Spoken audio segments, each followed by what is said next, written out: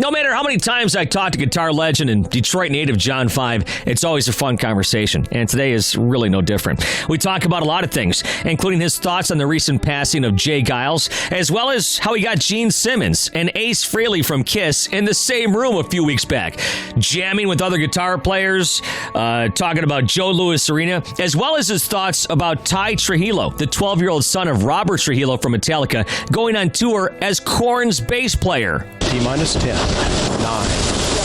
8, 7, 6, 4, 3, 2, 1, and liftoff. This is Radio Chatter with WRIF's own Meltdown.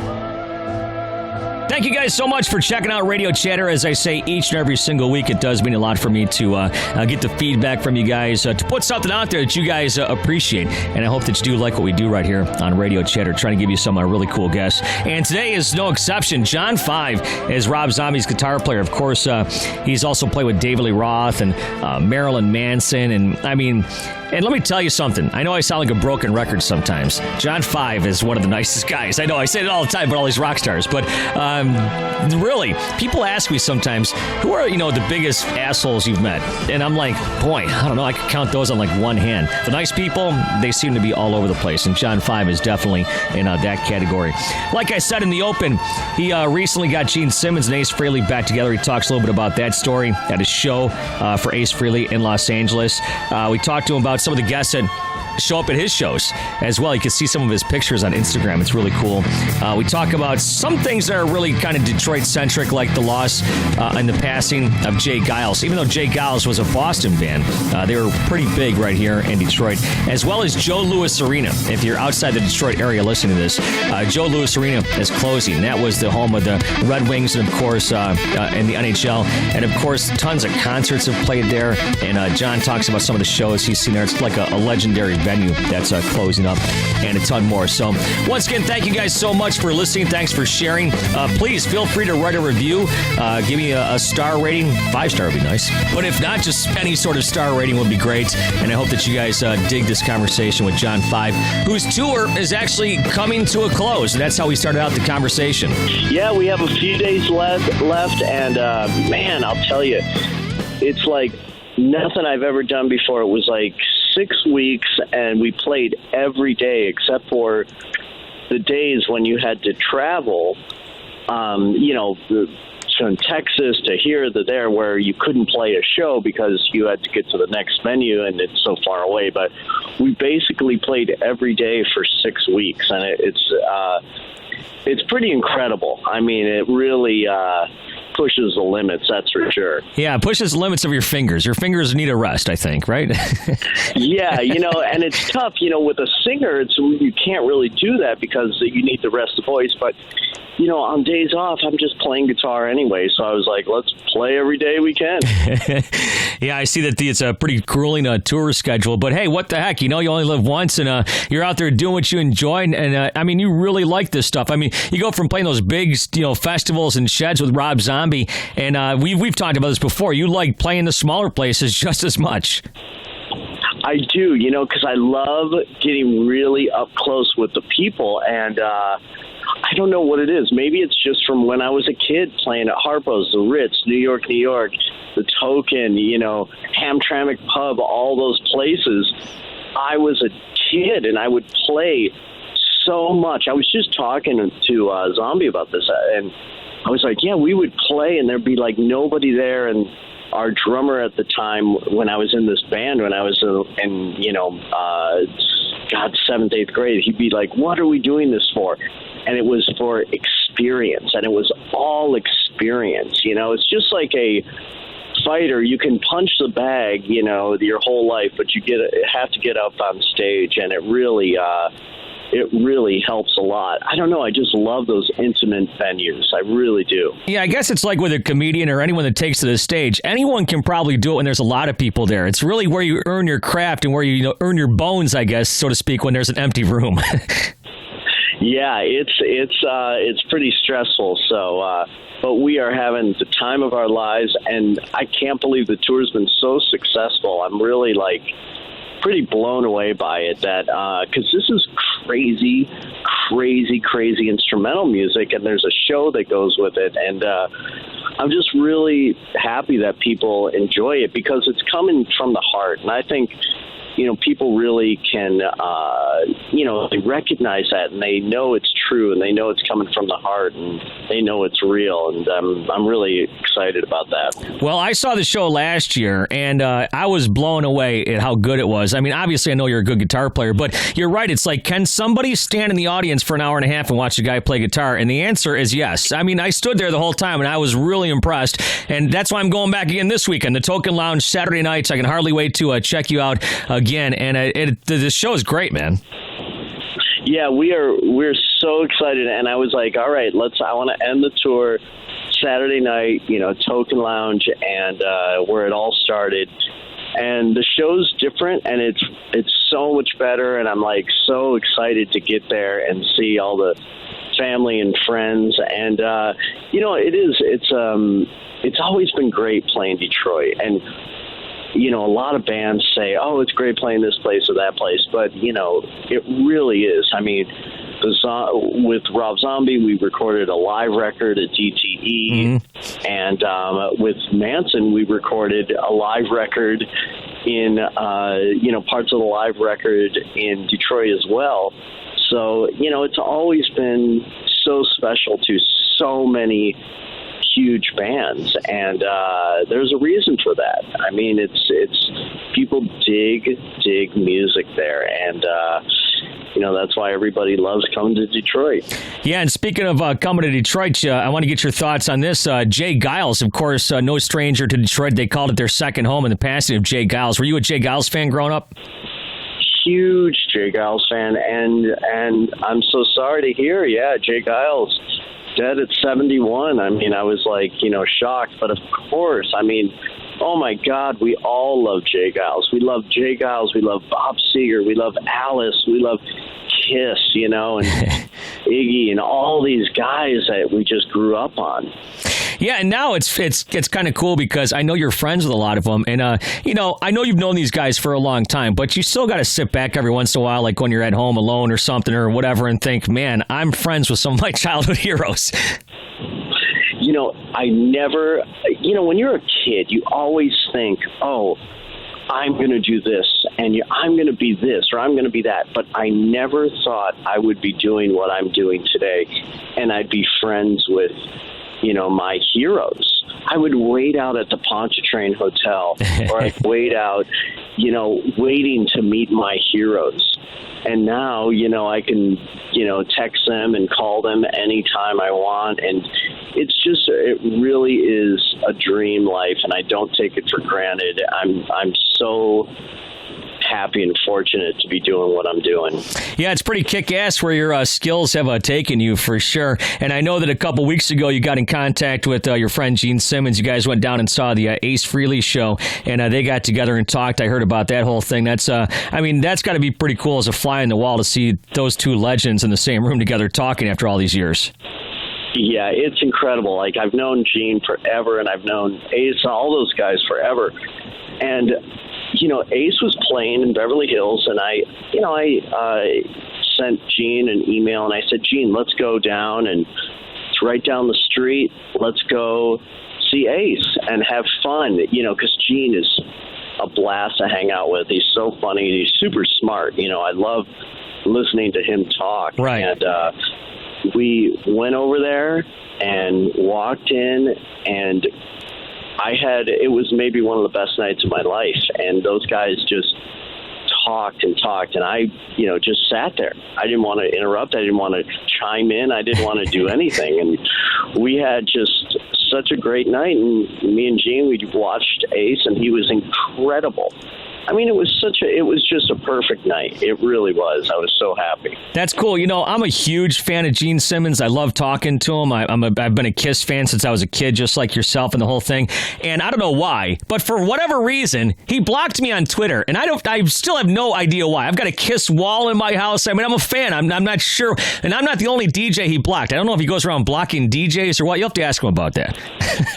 Yeah, I don't know. But But hopefully he doesn't block me. But no, he's my hero. He's one of the best. That's for sure. I will ask him next time I talk to him for sure why he blocked me, because I really have no clue why. I'm like, one day I realized I'm not seeing any tweets from Gene, and I go on his page, I'm blocked. I'm like, oh, okay, I don't know what happened there, but and then I follow you on Instagram and Twitter and all that stuff. Thanks for not blocking me, by the way. I appreciate that. Oh, I never block you. Yeah, you're always welcome. And I do. I'm very active on the Instagram. It's like having your own TV station. It is, yeah.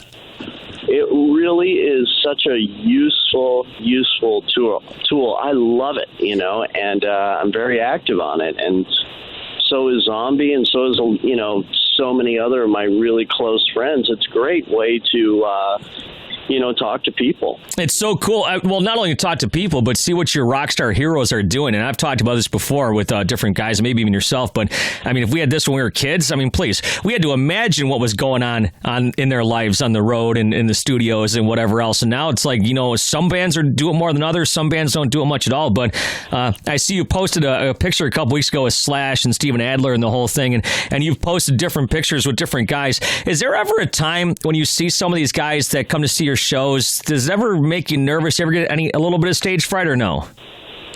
Well, let me tell you, at the Whiskey, Zombie came and Slash came and Steven Adler, and, they were there and they're supporting and they're, cheering me on.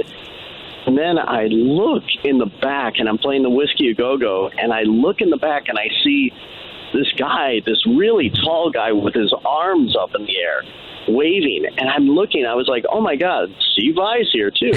So it was wonderful, yeah, of course, you always get a little bit of, you've seen the show, and there's a lot of stuff going on. It's like juggling chainsaws, and someone's waiting for you to drop a chainsaw and chop your hand off. But yeah, it's, of course, you always get a little, butterflies doing those kind of things, doing those kinds of shows, because you're so naked up there just playing a zillion notes, and you don't want to miss one. Yeah, I would imagine, I don't play guitar, but I do other things. And let's just say I was playing hockey. If I knew that, Pavel Datsyuk was watching me, I'd probably drop my stick or something. I don't know. I'm just saying, who knows? Yeah. No, it's true. It's true, because those are the guys you love and you respect, and they're there watching you very closely. Yeah. Hey, speaking of hockey and stuff, Joe Louis Arena is closing down. What are some of your favorite memories at the Joe here in Detroit? No. Is Joe Louis really closing? Yeah, they played their last hockey game there on Sunday, and now they're going to move down the street to the Little Caesars Arena, which is going to be by Woodward and 75, right across from Comerica Park. And there's only a few more things, a few more events happening there, but the last Red Wings game was played on Sunday. Okay, let's talk about this. Van Halen, 1984. There you go. AC/DC, For Those About to Rock, yeah. Iron Maiden, Peace of Mind. Every show, it was either Kobo or Joe Louis. Everything. Everything. I've seen Metallica with Ozzy, Master of Puppets tour. Yeah, just everything. I can't believe it's closing. It's so sad. Is Kobo still there, or is it gone too? Well, Kobo is still there, but they're revamping it and doing different things, and I'm not exactly sure what's going on the inside of it right now, because I know they were tearing the whole thing apart. But yeah, it's a new time down in Detroit. If you're going to be here for a few days, you should take a ride down there and just take a ride up and down Woodward and check out some of the new things down there. Detroit is really become something incredible. There's so many great restaurants. There's so many great things happening. It's like a brand new city, and I'm proud of that, and I'm proud of the people for doing that. It's incredible. Yeah. Hey, now let me ask you about this. I was going to ask you anyways. My son turns 14 this weekend. You have a 13-year-old, right? Yes, I have a 13-year-old, a 21-year-old, and a 23-year-old. Can you believe it? Yeah. Yeah, you've been all over the gamut, right? So I was going to ask you about my 14-year-old. He's going to be playing his first high school hockey game tonight, and that's nervous enough for me as dad and the whole thing. But then I thought to myself, you know what? Ty Trujillo, Robert Trujillo's son's going on tour with Korn, and the kid is 12 years old. Could you imagine that? You know what? If I was 12 at that time, I would have done it too, but that's a lot of pressure on a kid, and good for him. I mean, that is the greatest thing. That gave me such a great feeling when I heard about this. It's going to be something that, I mean, what a story. There should be a documentary on this. I mean, it's so incredible, and I'm so proud of that kid. That's incredible. Now, have you met him before? I have not, but I've met Robert a few times. I don't know Robert well, but I've met him a few times, which is, he's an incredible talent. So, I mean, I just cannot wait to see his son. I really am just so proud of him. I mean, that takes so much guts and all that stuff, because that's a lot of pressure on a kid. He's 12. Yeah, and Korn is a real bass-driven band.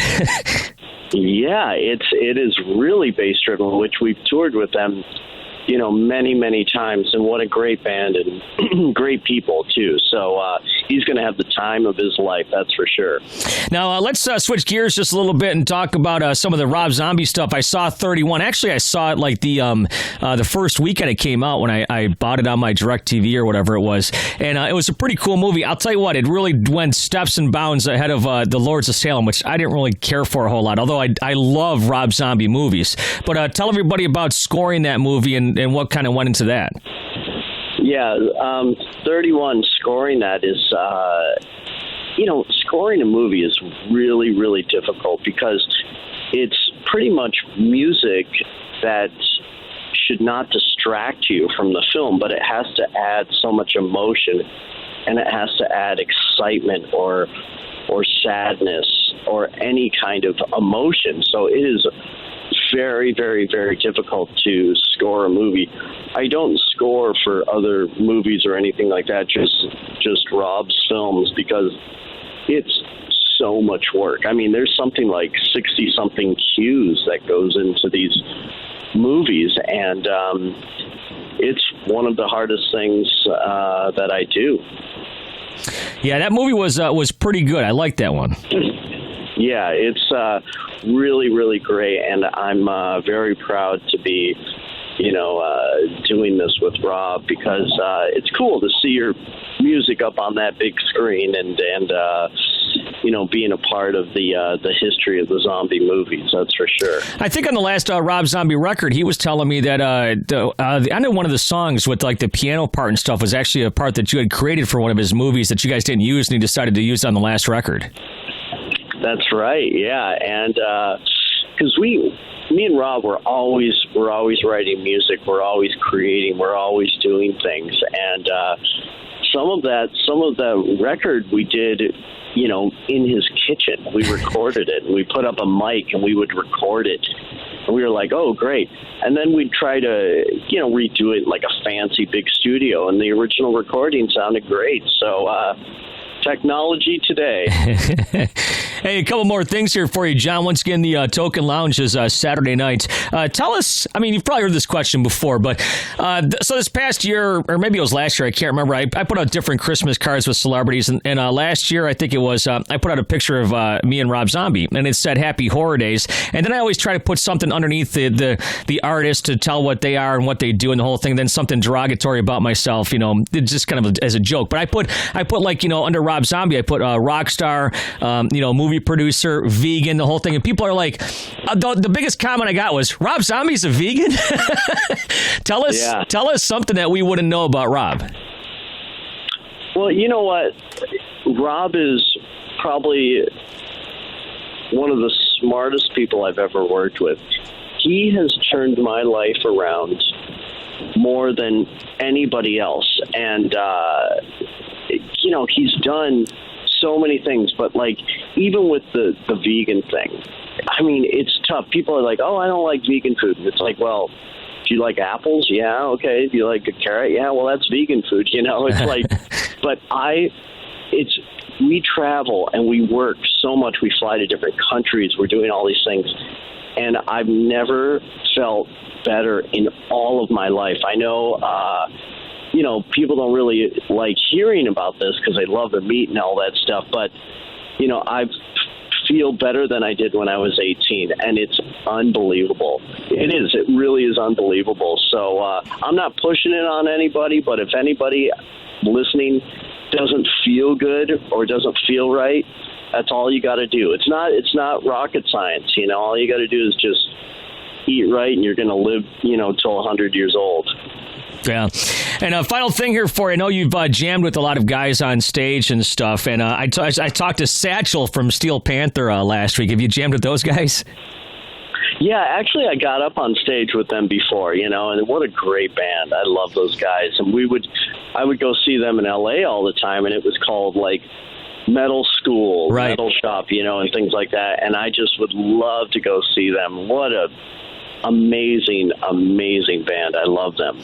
Now, I've seen videos with you on stage with Kirk Hammett and different guys like that. Tell me a few of your favorite jam sessions where you got up on stage with the other bands. Well, let's see. Great question. Kirk Hammett, that's definitely one for the books. That's definitely at the top of the list. I got a chance to jam with Ace, a few times.